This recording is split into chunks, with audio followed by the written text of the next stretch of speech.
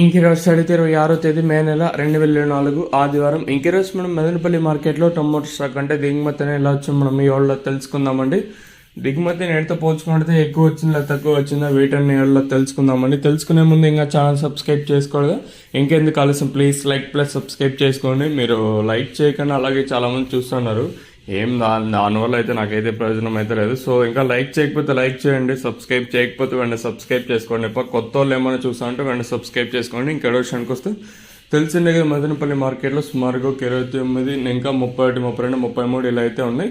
ప్రస్తుతానికి అయితే కేవలం కొన్ని మండీలకు మాత్రమే దిగుమతులు అయితే వస్తున్నాయి. మనం ముందుగా జీపీఆర్ మండీ లైన్ చూసుకోవాలి. జీపీఆర్ మండీ ప్రస్తుతానికి సమయం వచ్చేసి 6 గంటల 7 నిమిషాలు అయితే అవుతుంది. సుమారుగా 6 గంటల 8 నిమిషాలు అయితే అవుతుంది. ఇప్పటి వరకు అంటే 6 గంటల 8 నిమిషాల వరకు వచ్చిన స్టాక్ ప్రకారం దిగుమతులు చూసుకున్నట్టు, ఎందుకంటే మనకు ఒక్కొక్కసారి 6 గంటల తర్వాత కూడా అంటే బండ్లు వచ్చే అవకాశం ఉంటుంది. కాబట్టి ఇంకే పదే పదే టైం మినిట్స్తో సహా నిమిషాలతో సహా చెప్తాను. ఇందుకే రీజన్ వచ్చేసి సో జీపీఆర్ మండీ లైన్ మొత్తం చూసుకున్నా ఇక్కడ స్వల్పంగా దిగుమతి అయితే పెరిగింది.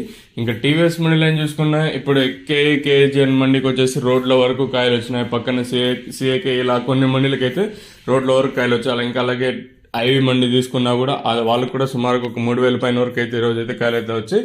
ఇంకా టీవీఎస్ మండీ లైన్ సుమారుగా జేకే వర్మ ఈ మండి కూడా వచ్చింది. ఇంకా సిఎంఏ, సిఎంహెచ్, టీఎల్డి, ఎంఆర్ ఇట్లా చూసుకున్నా కొన్ని మండీలకి తక్కువగా వచ్చినా కొన్ని మండీలు రోడ్ల వరకు వచ్చేసినాయండి కాయలు వచ్చేసి. కొన్ని మండీలకి అంటే ఒక 2, ఇంకా 3, 4, 5 మండీలకి మాత్రం రోడ్ల వరకు కాయలు అయితే వచ్చాయి. ఓవరాల్ గా ఈ పక్క అంటే జీపీఆర్ మండీ లైన్ మొత్తం చూసుకున్నా అలాగే టీవీఎస్ మండీ మొత్తం చూసుకుని అయిపోయిన స్వల్పంగా దిగుమతి అయితే పెరిగింది.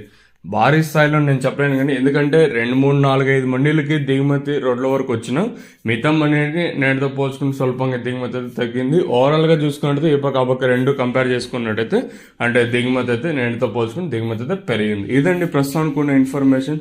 చూద్దాము ఈ ధరలు అనేది ఏ విధంగా. మళ్ళీ చెప్తానండి, భారీ స్థాయిలో దిగుమతి పెరగలేదు కానీ నేటిపైన స్వల్పంగా దిగుమతి అయితే పెరిగింది. మరి చూద్దాము ఈ ధరలు అనేది ఏ విధంగా వెళ్తాయని.